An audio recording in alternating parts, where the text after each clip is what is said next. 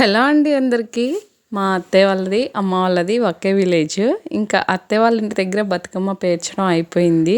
అక్కడ కూడా పెద్దగా ఏం కష్టపడలేదండి, నేను జస్ట్ హెల్ప్ చేశాను అంతే. ఇక్కడ అమ్మ వాళ్ళ ఇంటి దగ్గర కూడా అంతే. మా అమ్మ బతుకమ్మని పేరుస్తుంటే ఇంకా నేను మా అమ్మకు కొంచెం హెల్ప్ చేద్దామని కూర్చున్నాను. ఆ మాత్రం హెల్ప్ కూడా చేయలేదు, మొత్తం మా అమ్మే చేసుకుంది. ఇంకా బతుకమ్మని మొత్తం పేర్చడం కంప్లీట్ అయిపోయిన తర్వాత ఇంకా మళ్ళీ మేము మా అత్తయ్య వాళ్ళ ఇంటికి వెళ్ళిపోయాము. మా అమ్మ వాళ్ళది అత్తయ్య వాళ్ళది ఒకే విలేజ్ అయినా కూడా మా అమ్మ వాళ్ళు బతుకమ్మ ఆడేది వేరే ప్లేస్ లో, ఇంకా మేము మా అత్తయ్య వాళ్ళు బతుకమ్మ ఆడేది వేరే ప్లేస్ లో అనమాట.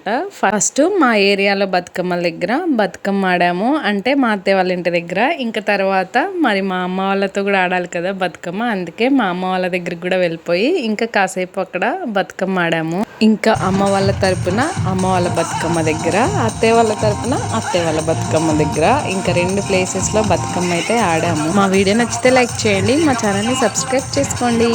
Bye bye.